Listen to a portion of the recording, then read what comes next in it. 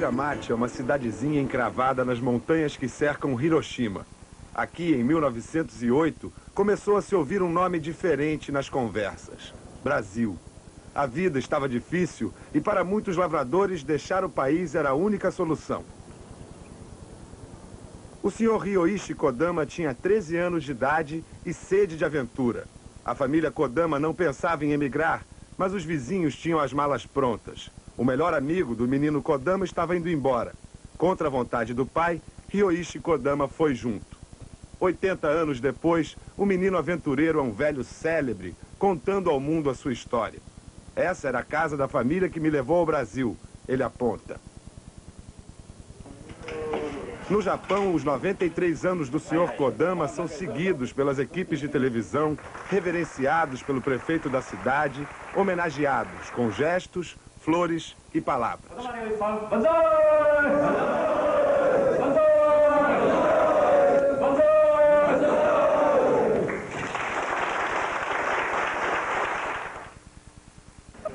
E assim que pode, Kodama fica à vontade.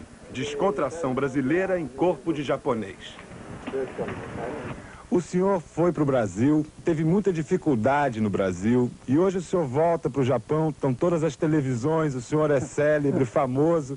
Não é estranho para o senhor isso? Não, será que todo mundo sabe o que o senhor passou?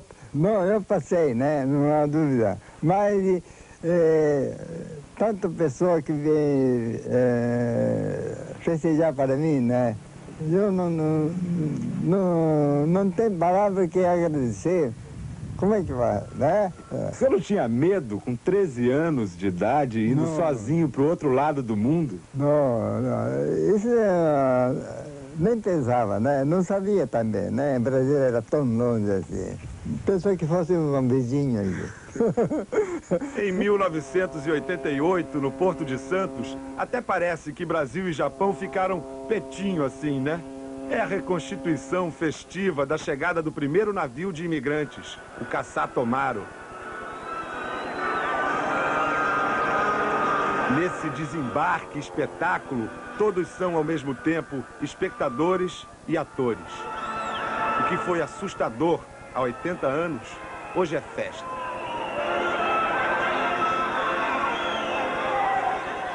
O senhor é japonês, veio de lá? Eu vim de lá. O que o senhor aprendeu no Brasil?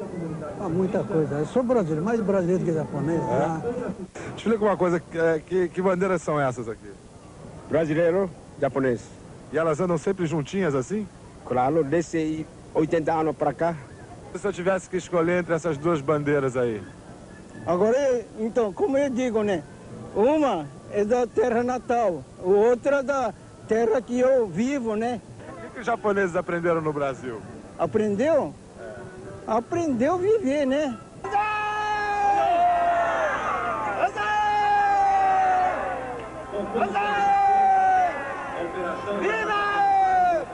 Em 1908, o desembarque foi silencioso e naturalmente tímido. Os japoneses tiveram uma bela desilusão na chegada. Foram 52 dias de viagem a bordo do Kasatomaru. 52 dias de sonhos com a terra prometida. O Brasil era o Eldorado, o país que tinha plantas com frutinhos tão valiosos como o ouro. O Brasil era a certeza de terra para todos e a promessa de fortuna rápida. Os japoneses não vinham para ficar, mas o país que eles encontraram era outro, bem diferente do Eldorado. E a história feita de enganos, decepções e mentiras. O Brasil acabara com a escravidão negra 20 anos antes. Os fazendeiros queriam usar os imigrantes como mão de obra barata. Na verdade, um nome ameno para a semi-escravidão. Primeiro vieram os politizados italianos, que não deram certo. Mas a docilidade japonesa entusiasmou os capatazes. Os japoneses ficaram apavorados. Além das comidas temperadas que eles não conheciam e da total impossibilidade de comunicação, descobriram que o trabalho duro de colher o café não valia ouro. E havia muita terra, sim, mas nada era deles.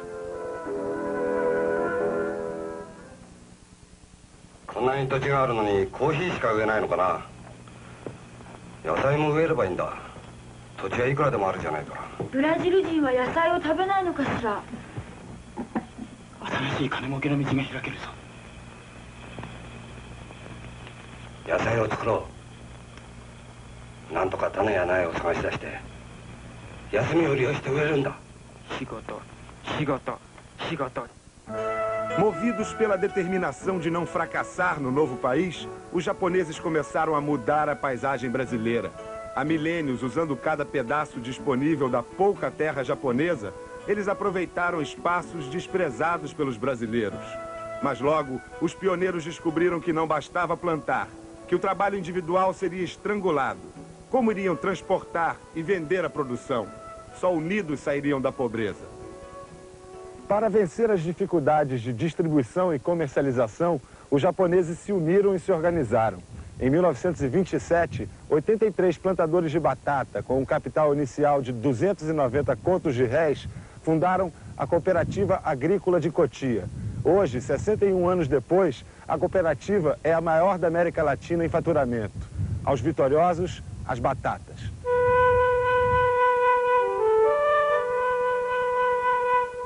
Harukichi Yamanaka é um dos pioneiros da Cotia. Ele tinha 20 anos quando chegou ao Brasil, no ano da fundação da cooperativa. Não fazia nem trabalho. Pai, irmão que trabalhou. Eu queria sair para São Paulo para aprender língua, mas não tinha jeito. E como é que o senhor aprendeu a língua? Língua? Mas até agora não dá nada. Mas o senhor Harukichi aprendeu a linguagem da terra.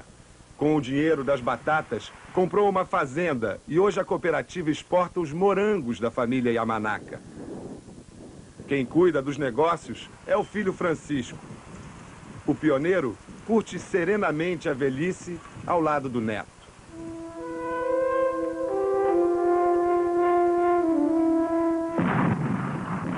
O sucesso dos japoneses no Brasil tinha uma guerra no meio do caminho.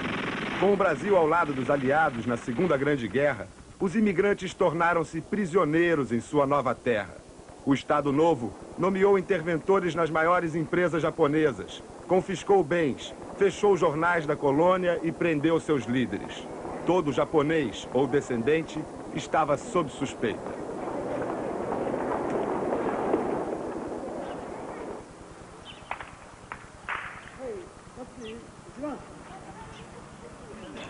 Esse senhor de 86 anos jogando gateball, uma espécie de cricket japonês, viveu uma situação especialmente delicada durante a guerra. Akira Taniguchi é um dos pioneiros da fiação de seda no Brasil. E a fábrica continuou produzindo seda durante a Segunda Guerra? Ah, sim. E como é que o senhor se sentia fazendo a seda que ia servir aos paraquedas dos americanos que lutavam contra o Japão? Nós só produzimos fio, né?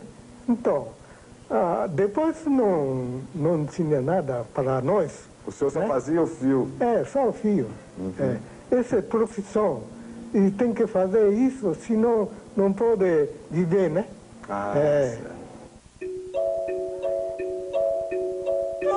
O senhor Taniguchi teceu a maior fábrica de fio de seda do mundo com a paciência de quem faz um casulo imaculadamente branco. O homem se apropria da beleza e condena o bicho da seda a nunca mais virar borboleta. As máquinas vão encontrar o fio da meada e transformar aquela casa provisória no pano brilhante que vai enfeitar as mulheres e agradar os homens. O fio produzido no Brasil vai refletir as luzes do outro lado do mundo.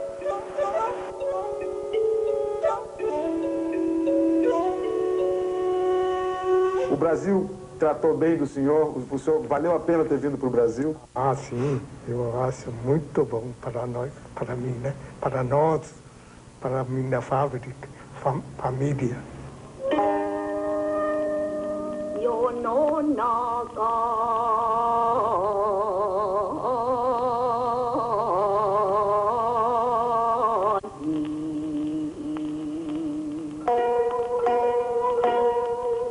Satiko é a filha do senhor Taniguchi.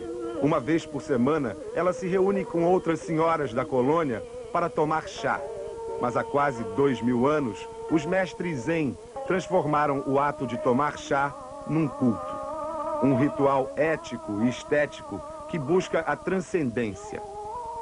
A cerimônia do chá deve acontecer no espaço de 4 tatames e meio e tudo deve ser preciso. Nenhuma gota pode ser derramada, nenhuma hesitação ou precipitação nos gestos.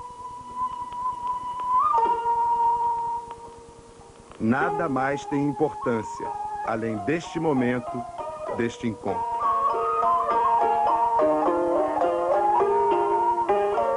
Somente um convidado toma o chá, mas todos agradecem. Qual é o significado?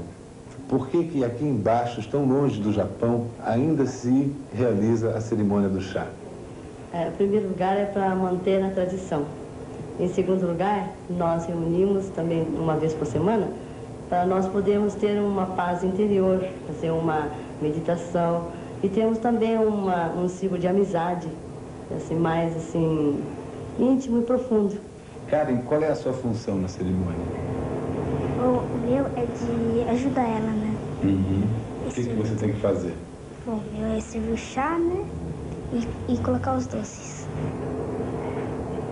Então a cerimônia do chá ainda vai se preservar por bastante tempo, pelo menos mais uma geração. Mais uma geração, se Deus quiser. É, Karen? É. Eu vou querer que meus filhos também, né? Façam a cerimônia do chá. Aí assim por diante.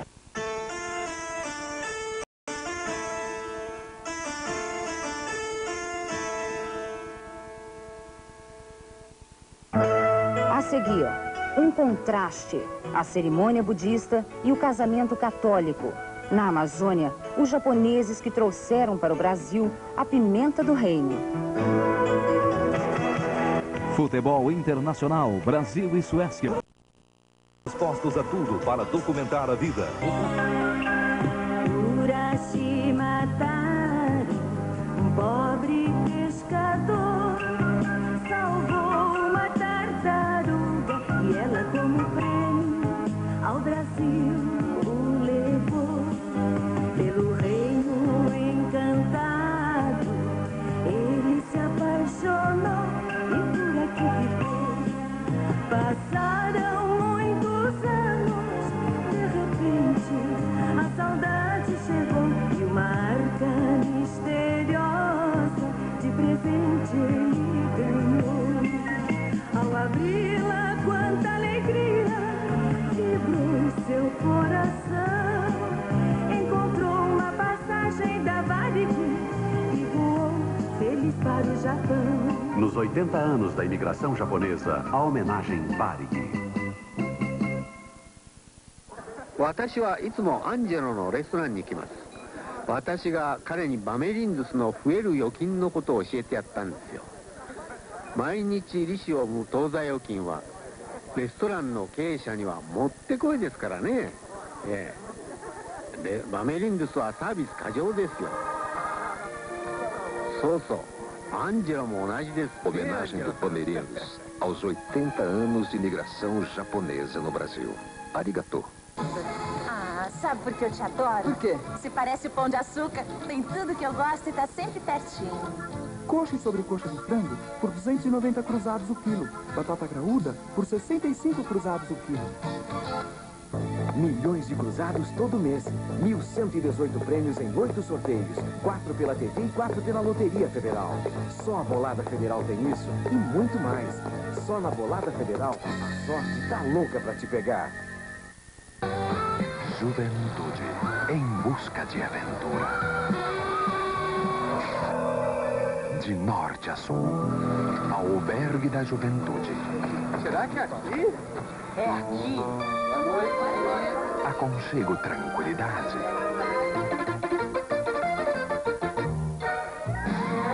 Albergue da Juventude. Casa limpinha, cama macia.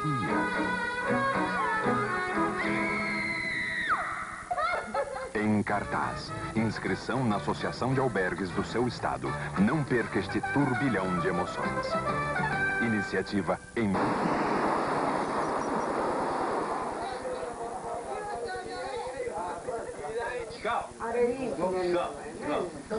Raul Kodama tem 70 anos de Brasil. Ele está no Japão pela primeira vez, acompanhando a maratona de homenagens ao pai, o nosso Kodama-san. Ele está filmando. Na condição de Nisei, Raul foi pracinha da FEB e lutou contra o Japão na Segunda Guerra. É um brasileiro com cara de japonês, meio atrapalhado entre as exigências da cultura nipônica. O senhor não consegue sentar de perna cruzada, não? Não. Não dá. Mas muito comunicativo, ele curte conhecer o lado japonês da família. Senhor Raul, eu estou vendo o senhor conversando tão animadamente com o seu primo, só que o senhor não fala japonês, nem ele fala português. Como é que os senhores se entendem? Olhando uma cara do outro, como diz o ditado, né, a gente se entende. Olha a cara dele, ele olha a minha, né? Nós entendemos assim. Ele dá risada também, eu dou risada. E parece mesmo que ele entende o que o senhor está falando. Parece que ele entende. Se ele não entende, pelo menos o eu dele entende, como diz o japonês, kokoro, né? Kokoro se satisfaz, né? É o bastante que a gente sente, né? Ele é meu primo, ele não sabe falar o japonês, o brasileiro, eu não sei falar o japonês. Então eu acredito que isso seja afinidade de um para o outro, porque o sangue corre na veia dele, corre no meu também, né?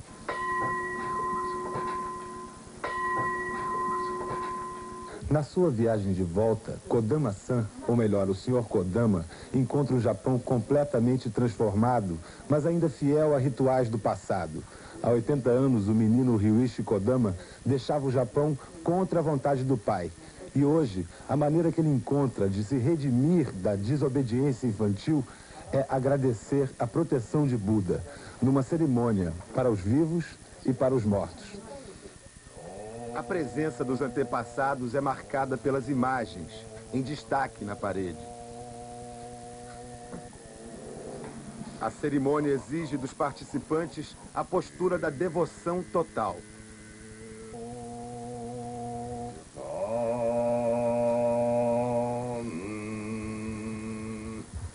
O Nisei Raul se vira como pode e se ajoelha à maneira católica.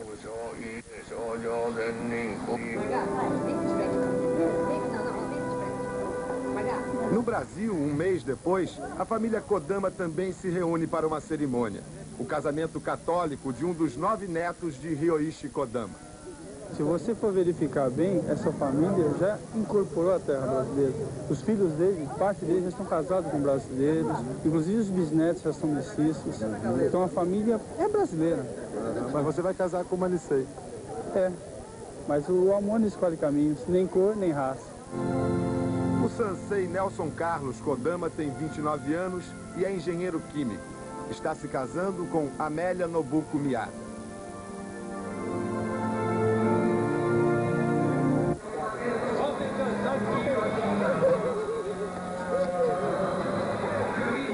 O que há em abraços e movimento na recepção da família brasileira, há em reserva e imobilidade no ritual japonês.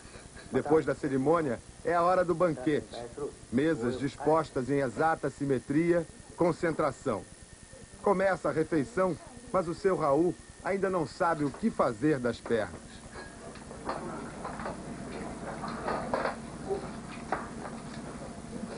Chega a cerveja, o clima se descontrai e seu Raul dá uma de suas gargalhadas. No Brasil, os noivos são esperados na recepção. Na chegada do casal, o único traço japonês é o arroz arremessado contra os recém-casados. A bagunça é brasileira mesmo. O Sr. Hirano fundou a primeira colônia japonesa no Brasil. Morreu com 34 anos, picado por uma cobra. Essa é a foto do enterro dele. A partir de 1914, muitas das famílias japonesas que chegavam ao Brasil já chegavam engajadas em projetos de colonização. Foi aqui no município de Cafelândia, no oeste paulista, que foi fundado o primeiro núcleo de colonização japonês, a colônia Hirano. Hoje, 74 anos depois, a colônia Hirano é a prova de que criar ilhas japonesas em solo brasileiro não era o melhor caminho para a adaptação. Das 250 famílias pioneiras, hoje restam 15. Os jovens foram quase todos embora, trabalhar e estudar nas cidades. Se confundiram com a paisagem brasileira. Aqui ficaram os velhos, a sós com suas lembranças. Onde estão os jovens dessa cidade? São Paulo. Tudo está em cidade. Quer dizer, aqui a média de idade dos japoneses aqui, qual deve ser?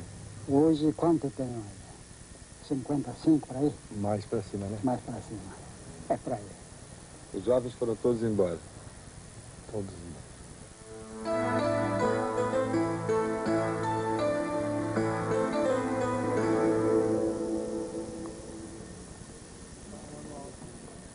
Tomé Açu é um lugarejo a 400 quilômetros de Belém do Pará.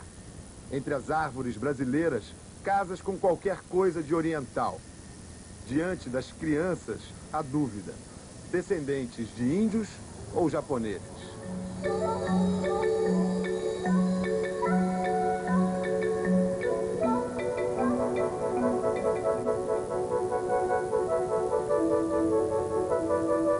Os japoneses chegaram ao que estava além do oceano e além da imaginação.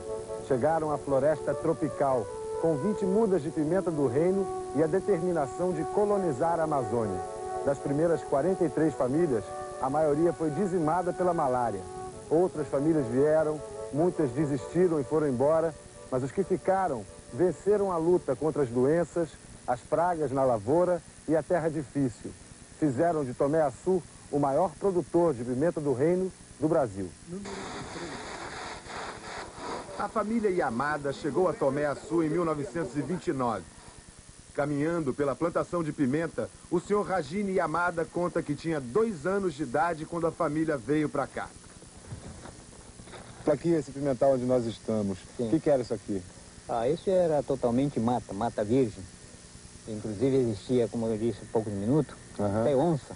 Tinha onça? Tinha onça, bastante onça também, que vinha pegar até galinha lá do galinheiro nossa casa. E as primeiras famílias, como é que fazia com os mosquitos, com as doenças? Bom, a gente de costume usava mosquiteiro para evitar as doenças, mas assim mesmo a doença arrasava mesmo. Eu me lembro bem que quando estava mais ou menos com 12 ou 13 anos, só numa semana, nessa regiãozinha morreram 3 pessoas. 3 em 3 dias era morte, assim. Que... Malária? Malária, mas era malária. O senhor já pegou malária? Várias vezes, não tem nem conta. Não sei por que ainda estou vivo. Isso é até milagre. Eu acho que o senhor está vivo para contar a história. Acredito que sim, né? No cemitério de Tomé Açu, a maioria dos túmulos não tem cruz. São os mortos japoneses da história do Pará. Aqui no cemitério de Quatro Bocas, um vilarejo no município de Tomé Açu, estão os túmulos dos pioneiros, os líderes da imigração japonesa para a Amazônia.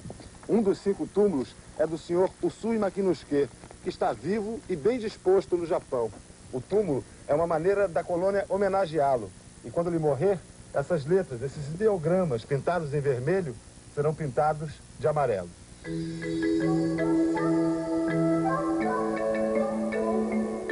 No Japão, o senhor Usui Makinosuke nos recebeu na casa onde vive, no porto de Yokohama. O senhor Usui revela que as mudas de pimenta do reino foram para o Brasil por acaso. Uma senhora idosa morreu a bordo do navio que levava os imigrantes. Ele teve que fazer uma escala em Singapura para cremar o corpo. Em terra, ele comprou as 20 mudas. Só 2 chegaram vivas a Tomé Açu, dando início à cultura de pimenta do reino no Brasil.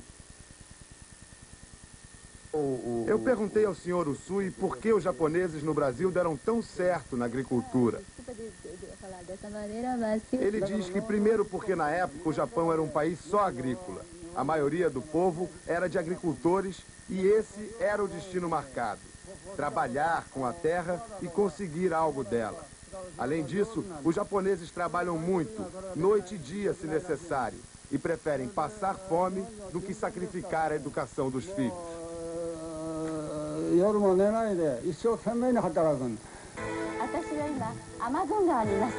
A filha do Sr. Usui é Akiko Koyama, uma atriz famosa no Japão, casada com o diretor de cinema Nagisa Oshima.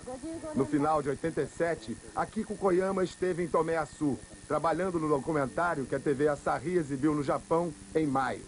Viva Brasil, que Tatsumini Katayama dirigiu. Viva Brasil! O diretor diz que a intenção do documentário era mostrar o Brasil moderno e dar o exemplo de uma sociedade multirracial. Para ele, o Japão, como uma raça única, tem que aprender com o Brasil a tolerância e a convivência entre diferentes raças. Agora, uma pergunta vou fazer em português para o senhor responder em português. Das palavras que o senhor conhece em português, quais ou qual a que o senhor gosta mais? Muito difícil, né? Saudade, né?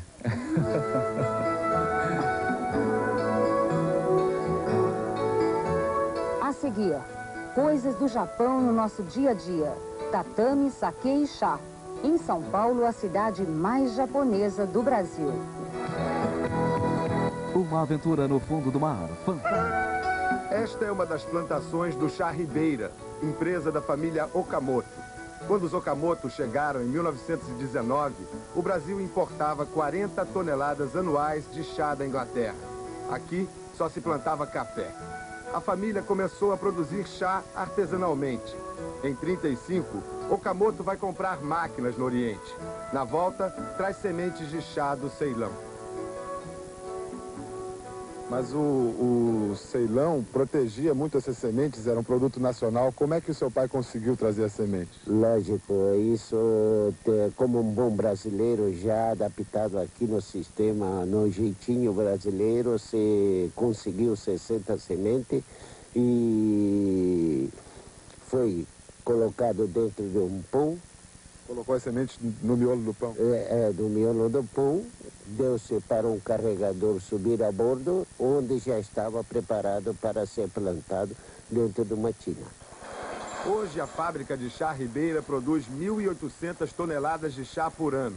85% da produção é exportada para as Américas e Europa, incluindo Inglaterra. Mas o senhor está há mais de 40 anos na gerência da empresa. O senhor não pensa em parar, em se aposentar? Pensava assim parar, mas quando a empresa cresce do nada, assim como nós crescemos, hoje temos uma responsabilidade de mais de 1.200 pessoas que dependem da nossa empresa. Então, assim, bruscamente, egoisticamente, só para o bem-estar da sua própria pessoa, não é possível parar. O senhor é japonês ou é brasileiro? Eu sou mais brasileiro de corpo e alma. Se o senhor Okamoto já tem todo jeito de brasileiro, há brasileiros que se transformaram até fisicamente, se ajaponesaram. Quando criança, Ricardo Gonçalves tinha muitos amiguinhos na colônia nipônica. Para poder ler os mesmos gibis da turma, ele aprendeu a língua japonesa. Hoje, Ricardo Gonçalves é monge budista num templo da capital de São Paulo. O senhor hoje não parece mais brasileiro. O senhor é japonês ou brasileiro? Foi uma coisa que eu sempre digo. Qualquer pessoa que estuda a cultura japonesa é afetado profundamente por ela na sua vida pessoal. Talvez mesmo ao nível físico. O senhor fisicamente... transformação física. A seu ver, qual é a diferença entre Brasil e Japão? A cultura japonesa é uma cultura estética, por excelência, né? E todas as formas artísticas japonesas estão embasadas na espiritualidade budista.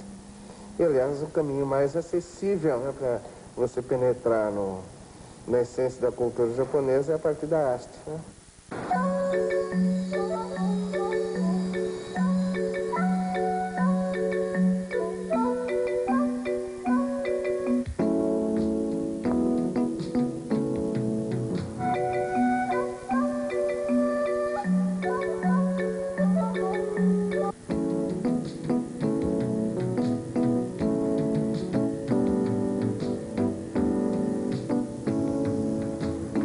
por acaso que o bairro que os japoneses escolheram para viver em São Paulo ganhou o nome de Liberdade.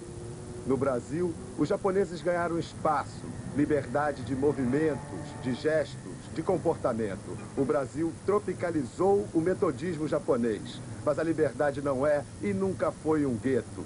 O sol nascente nesse bairro irradiou-se pela cidade.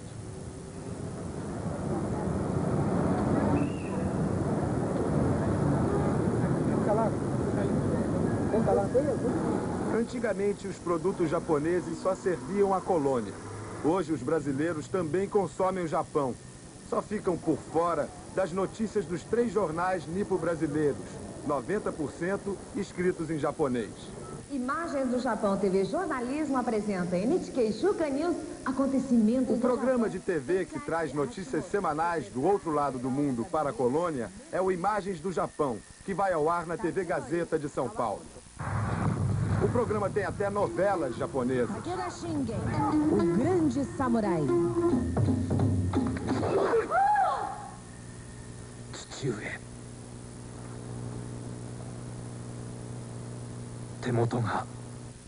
No concurso de calouros, 30% são brasileiros cantando músicas japonesas. Carlos Alberto Américo, cadê a torcida dele?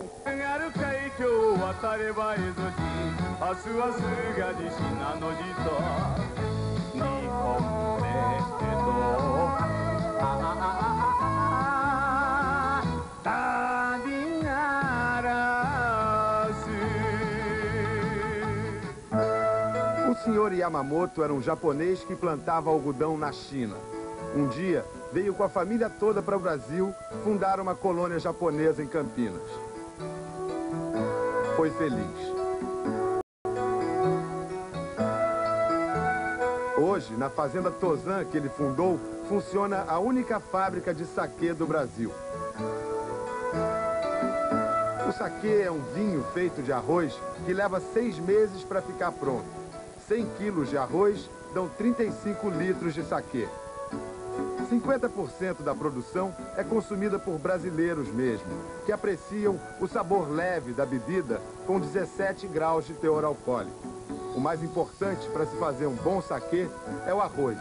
O nosso agulha não serve, é muito seco. Quanto mais úmido o arroz, melhor.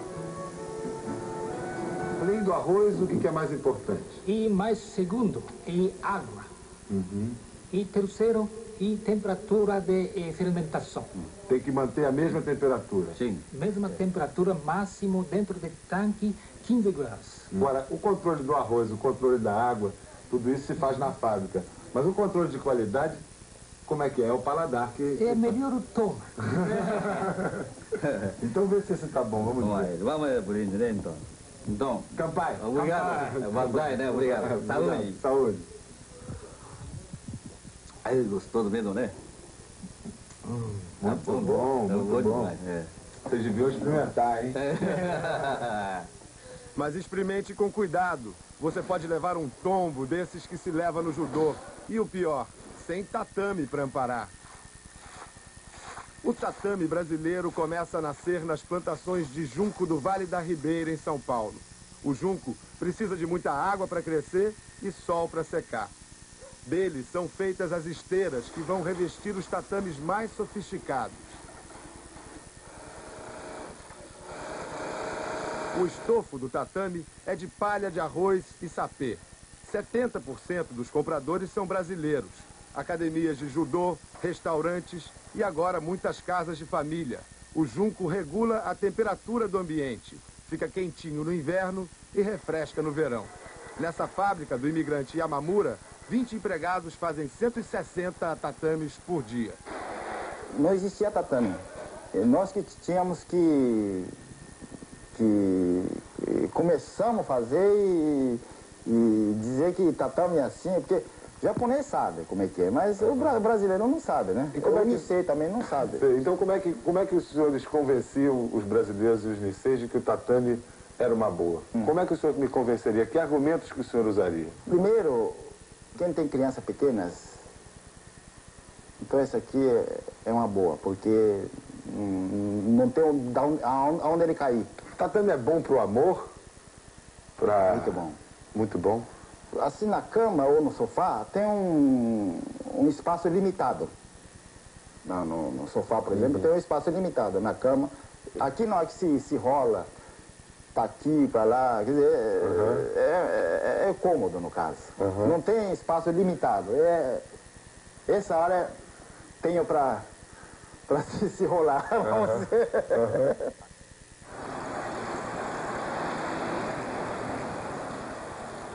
Até a década de 60, todo mundo nessa cidade dormia em tatames. A cidade de Bastos, no oeste paulista, foi fundada por japoneses.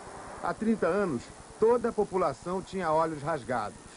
Hoje, Bastos guarda marcas desse tempo na fachada das lojas, mas na paisagem humana predominam outros migrantes, os nordestinos. Retirantes que chegaram atraídos pela fama da cidade, a maior produtora de ovos do Brasil. Em 1960, um jovem de 19 anos herdava a granja do pai com 7.000 galinhas. Hoje, o jovem Osamu Yabuta é dono da inconcebível marca de 1.500.000 galinhas. Ele produz 720.000 ovos por dia, 500 ovos por minuto. O senhor se sente um vitorioso no seu ramo de negócio? Bom, pelo menos eu acho que nós conseguimos a meta. E o que tem no Brasil que não tem no Japão? Grande, imensa terra. Espaço. É espaço para a gente progredir.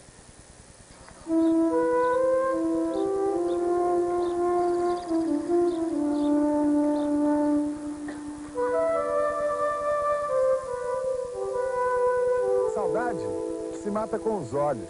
Esse jardim poderia estar em qualquer parte do Japão, mas é só uma imagem do outro lado do mundo. Uma paisagem para os descendentes não esquecerem e para os brasileiros se lembrarem de que essa cidade, no oeste de São Paulo, é fruto do trabalho de mãos japonesas, as mãos bonitas e habilidosas dos japoneses.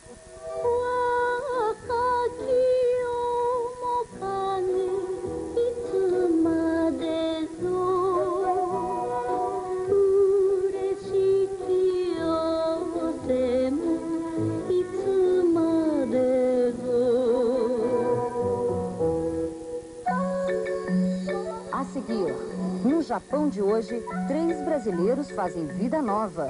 Toshiki, cantor pop, Mutanaka, o treinador de futebol, e Tami, a modelo.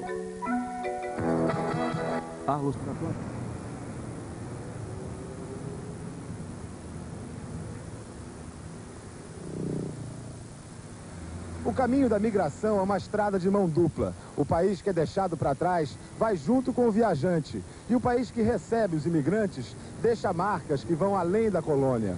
80 anos depois, o Japão é a imagem da modernidade. E se perdeu a guerra, ganhou o mundo. É essa grande potência econômica internacional que hoje recebe os filhos e netos daqueles imigrantes do começo do século. O fim do milênio é a grande aventura de dezenas de Niseis, Sanseis e Yonseis.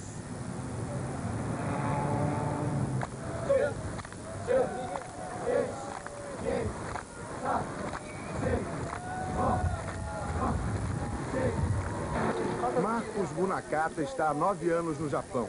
Ele veio como jogador de futebol e hoje é técnico do time de uma escola secundária. Quando você chegou no Japão, você percebeu que você tinha alguma coisa a ver com essa cultura, com essa terra? Não tinha nada a ver. Eu cheguei aqui, cheguei no zero e no começo eu pastei, viu? Eu sofri bastante aqui. Você pensa em voltar para o Brasil? Olha, ainda penso, sim. Penso porque não sei, ainda tem a família lá também, né? Mas ainda penso, sim. Mas ainda vai levar algum tempo, né? Vai levar, porque eu quero ser campeão japonês aqui, com esse time aqui. Para reforçar a equipe, Marcos trouxe 3 brasileiros. O atacante Luiz chegou há 1 mês e meio para fazer gols. O futebol é muito diferente? Ah, é. Aqui no Japão é muita correria.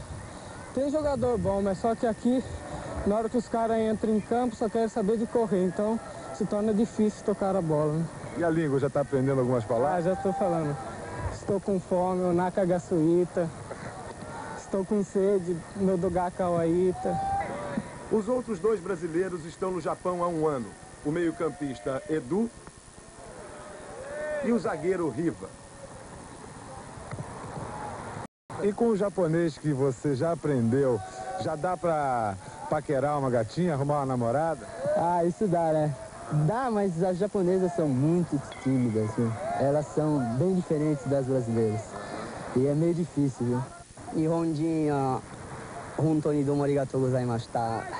Watashi, boku wa brasileirodin, hontou ni ureshii desu ka? Ok? Traduz pra gente. Eu falei que muitíssimo obrigado, né? Eu sou brasileiro, então eu estou muito contente por tudo que eles estão fazendo por mim.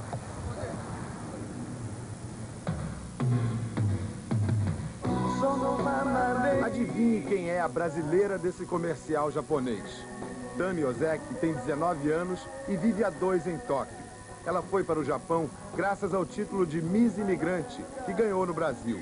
No Japão, a Sansei Tami trabalha como modelo, além de fotos e filmes comerciais. Ela ganha $1000 por desfile, mas a adaptação de Tami não foi fácil.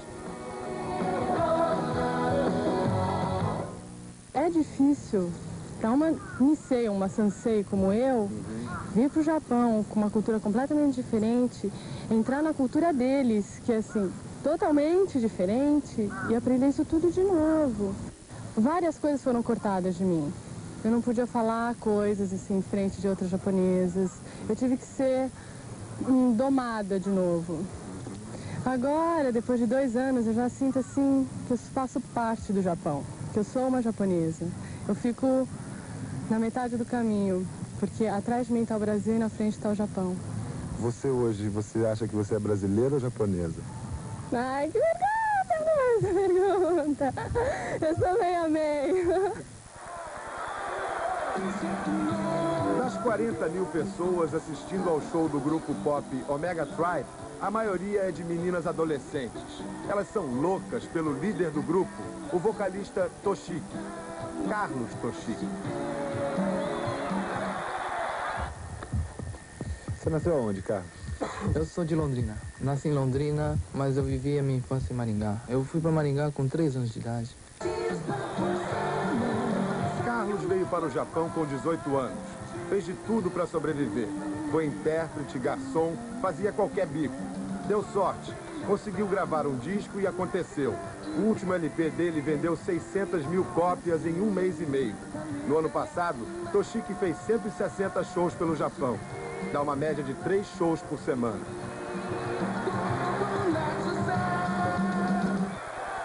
Você é japonês ou é brasileiro? Eu sou brasileiro de coração, né? Olha, é uma coisa difícil porque no Brasil todo mundo me chama de japonês. Indo pra cá, sabe, né? Chama de gaijin, quer dizer, estrangeiro, né? Mas eu acho que a pessoa que eu sou agora foi graças à vida que eu tive no Brasil. Foi a educação na escola brasileira, televisão, os amigos. Eu acho que eu sou brasileiro, né? Carlos Toshiki ocupa hoje um lugar disputado por milhares de jovens japoneses. Todos os domingos, a Avenida Harajuku, em Tóquio, fecha para o trânsito e abre para o rock. Os roqueiros se apresentam ao ar livre, sonhando com o convite de uma gravadora ou simplesmente se divertindo.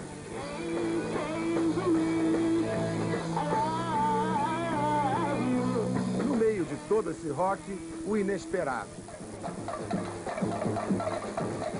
Uma escola de samba japonesa. A escola de samba Cruzeiro do Sul reúne japoneses que já tiveram alguma passagem pelo Brasil e não conseguiram esquecer. Como a atriz Kyoko Tsukamoto, que fez o papel principal do filme Gaijin.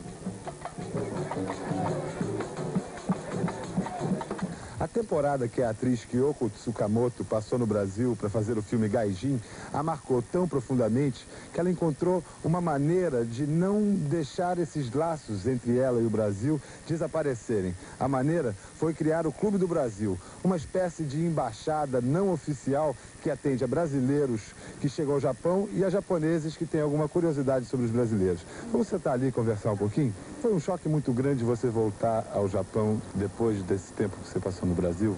Sim, sim, muito choque, porque quando eu fui para o Brasil, mudei a minha vida. Qual é a diferença entre o homem japonês e o homem brasileiro? Diferença? É. Diferença? É. O homem brasileiro é muito yasashi. Muito gentil. Muito gentil e muito perigoso também.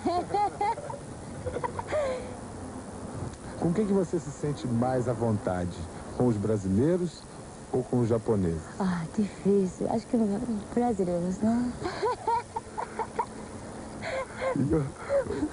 Outra coisa, existem duas Kyokos, uma com os brasileiros e outra com os japoneses, ou é uma Kyoko só? Kyoko não entende bem a pergunta e pede ajuda interna. Entendi agora. Esse. Gaidin, Caminhos da Liberdade. Por que Caminhos da Liberdade? Kyoko diz que conhecer o Brasil foi importante, porque a fez refletir sobre a sociedade japonesa, onde vivia. A enorme diferença entre Japão e Brasil levou Kyoko a perguntar: o que é o normal? Antes do filme, ela só aprendeu 3 frases em português. Obrigado, eu sou japonesa, eu não falo português. Ela queria chegar despreparada, como chegaram os imigrantes. Nós vamos trabalhar e volta para o Japão. Nossa terra é Japão. Depois desse tempo que você passou no Brasil, o que ficou difícil no relacionamento, na relação com os japoneses? Por exemplo, no Brasil tem beijinho, né? Aqui não tem beijinho, só assim, viu? E braço, então não tem muitas comunicação com pega a mão, né? Eu gostei muito, arigatou. Eu gostei muito, beijinho. A seguir, no Brasil, os japoneses ensinam a plantar. No Japão, uma lição de amizade.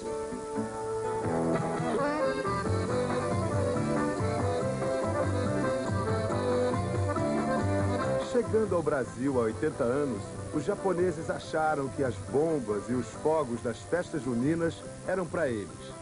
Hoje, as pequenas caipiras são brasileirinhas.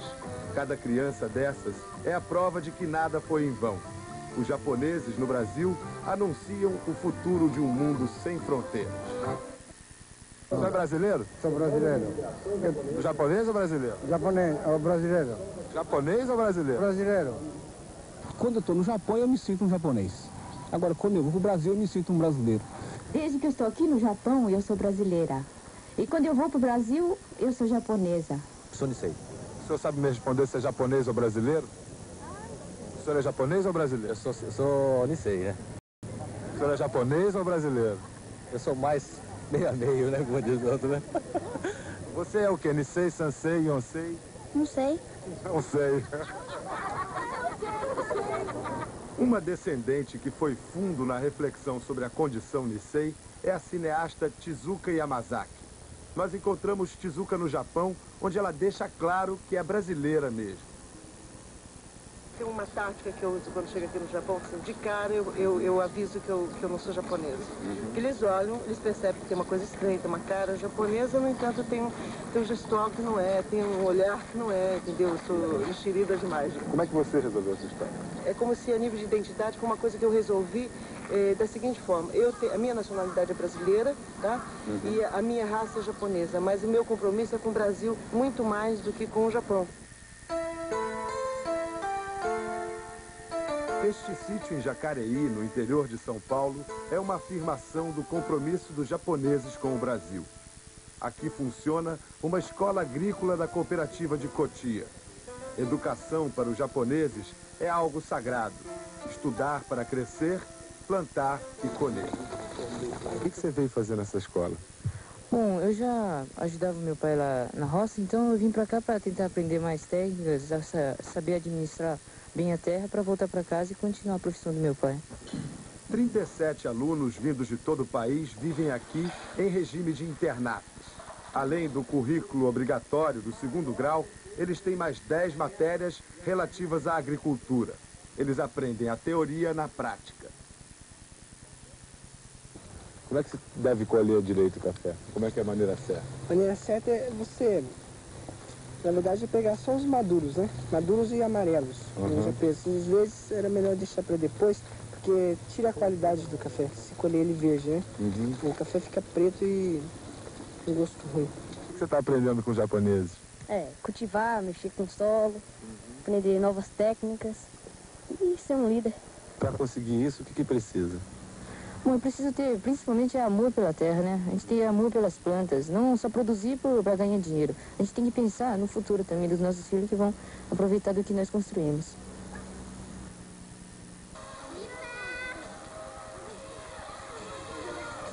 Pensar no futuro dos filhos é investir no presente. Só um país que destina 20% do orçamento para a educação pode ter escolas como esta. A escola primária de Takao Fujino, um vilarejo a 2 horas de automóvel de Tóquio, tem 10 alunos e um professor para cada 3 crianças. No ano passado, aqui chegaram 3 meninas vindas do Brasil. Nori, 12 anos, Mio, 10 anos e Teruyo, 8. A chegada das 3 meninas transformou a escola. O diretor da escola diz que ficou preocupado quando percebeu que as crianças japonesas estavam começando a discriminar as recém-chegadas. Para amenizar o sofrimento da adaptação, o diretor da escola resolveu. Fez a escola metade japonesa, metade brasileira. Obrigado. Nori, a mais velha, dá aulas de português. Boa noite. Boa noite. Boa noite. Na falta de uma bandeira brasileira, o próprio diretor da escola, o Sr. Tadashi Ocho, confeccionou uma bandeira brasileira e pelo menos uma vez por semana essa cena se repete.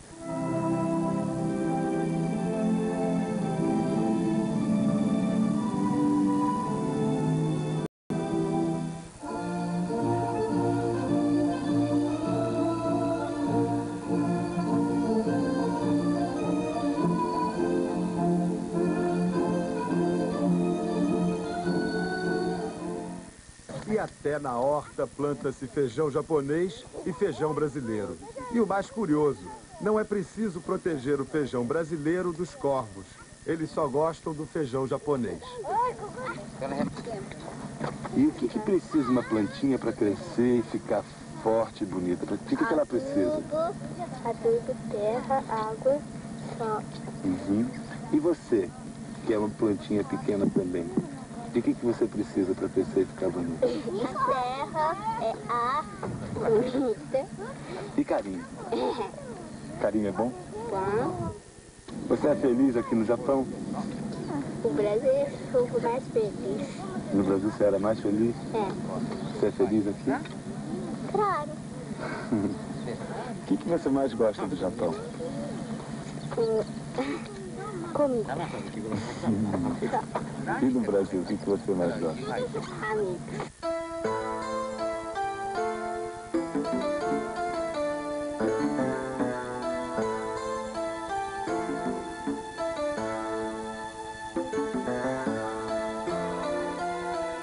Verde e amarelo, branco e vermelho, do além do mar, um sol, semente.